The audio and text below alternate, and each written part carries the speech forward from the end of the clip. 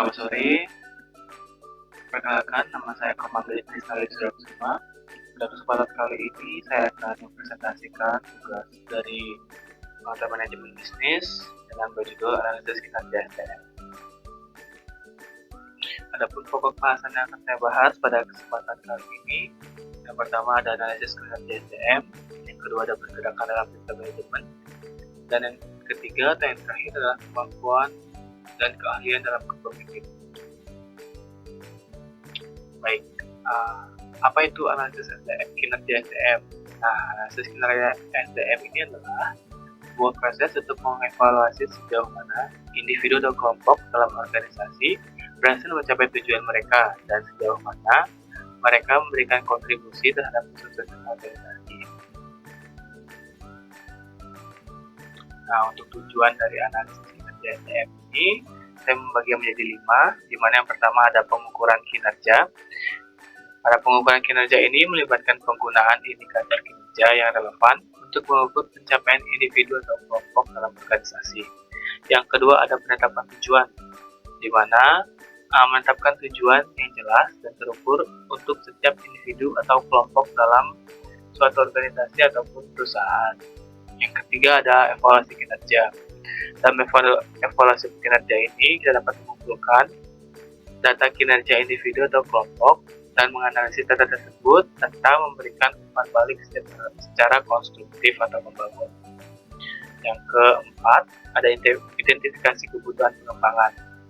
Nah, dalam identifikasi kebutuhan pengembangan ini tidak termasuk pelatihan, pembinaan, atau pengalihan tanggung jawab. Dan yang kelima atau yang terakhir ada awards, di mana suatu perusahaan atau kelompok dapat memberikan penghargaan dan pengakuan kepada individu atau kelompok yang mencapai atau melebihi target kinerja. Oke, secara ringkasnya analisis kinerja SDM ini digambarkan sesuai dengan slide PPT ini, di mana pertama ada analisis kinerja. Dalam analisis kinerja ini kita dapat menguraikan jabatan masing-masing jabatannya dan dilanjutkan pada proses kerjanya, apakah sudah sesuai dengan tupoksi dan tanggung jawabnya, perjabatan, atau bagaimana. Dan tentunya harus mengutamakan kerjasama, perilaku, kompetensi, inovasi, disiplin, tanggung jawab, kepemimpinan, dan loyalitas.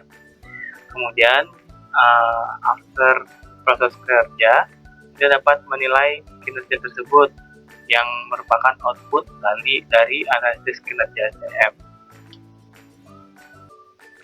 Oke, untuk faktor yang mempengaruhi kinerja, di sini saya membagi menjadi 3. Yang pertama ada faktor individual yang meliputi kemampuan dan demografi.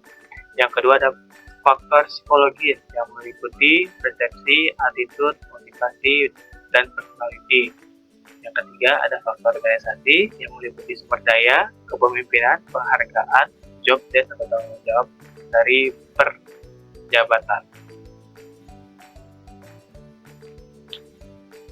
Untuk pergerakan dalam sistem manajemen, di mana pergerakan dalam sistem manajemen merujuk pada tren atau perubahan yang terjadi dalam praktek dan pendekatan yang digunakan dalam sistem manajemen di berbagai organisasi. Pergerakan dalam sistem manajemen mencerminkan respons organisasi terhadap dinamika eksternal dan internal yang terus berubah. Kemudian tujuan pergerakan dalam kegiatan manajemen untuk membuat orang lain suka dan dapat bekerja untuk lebih baik lagi. Oke, untuk fungsi pergerakan manajemen, di mana di sini saya membagi menjadi 3 bagian. Pertama ada dorongan atau motivating, di mana dalam dorongan ini kita dapat menggerakkan orang dengan memberikan rangsangan yang baik serta alasan-alasan yang menimbulkan kemauan bekerja dengan lebih baik lagi. Yang kedua ada pimpinan, bimbingan atau leading, di mana kita dapat memberikan bimbingan dengan contoh dan tauladan. Yang ketiga ada perintah atau pengarahan atau directing, di mana kita dapat memberikan pengarahan dengan petunjuk yang benar, jelas, dan tepat. Oke, untuk penerapan pergerakan dalam sistem manajemen, di sini saya membagi menjadi 5 juga, di mana yang pertama adalah digitalisasi dan automatisasi, di mana organisasi semakin mengadopsi pergerakan lunak manajemen, platform kolaborasi, dan sistem otomasi. Yang kedua adalah fleksibilitas dan mobilitas kerja.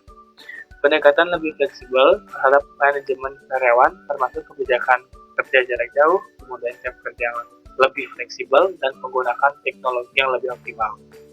Yang ketiga ada peningkatan kepemimpinan berbasis nilai. Dengan memimpin dengan memberikan contoh dan mengintegrasi nilai-nilai organisasi dalam setiap aspek dalam operasional. Yang keempat adalah kolaborasi dan tim kerja, di mana organisasi mengadopsi pendekatan yang lebih terbuka dan inklusif. Yang kelima ada keterampilan, pembelajaran, dan berkelanjutan. Organisasi semakin menekankan pentingnya pengembangan keterampilan dan pembelajaran berkelanjutan.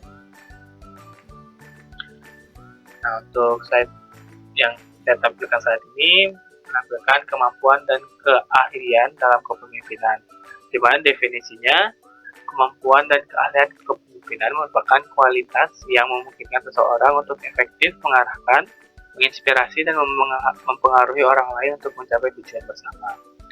Sedangkan tujuannya, kepemimpinan sangat berdampak dan dapat mempengaruhi orang-orang agar berusaha dengan ikhlas untuk mencapai tujuan bersama.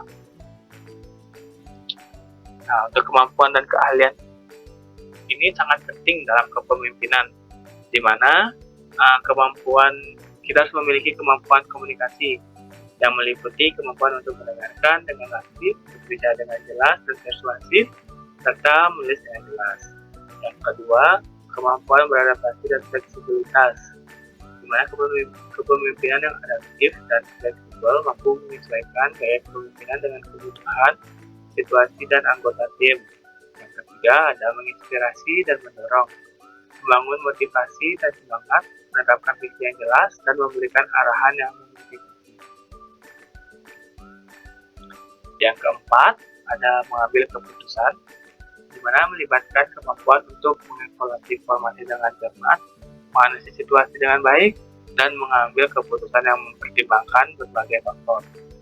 Yang kelima ada kemampuan manajerial, kemampuan untuk merencanakan, mengatur, dan mengelola sumber daya secara efektif untuk mencapai tujuan. Nah, ini mencakup kemampuan dalam perencanaan strategis, pengelolaan waktu, alokasi sumber daya, dan penyelesaian masalah. Yang keenam ada kemampuan mengembangkan orang lain, dengan memberikan umpan balik yang konstruktif, memberikan pelatihan dan pengembangan, serta memberikan dukungan untuk pertumbuhan karir anggota tim. Oke, untuk conclusion-nya atau kesimpulannya, memberikan wawasan yang berharga bagi organisasi dalam pengembangan strategi, pengelolaan sumber daya manusia, dan meningkatkan kinerja keseluruhan.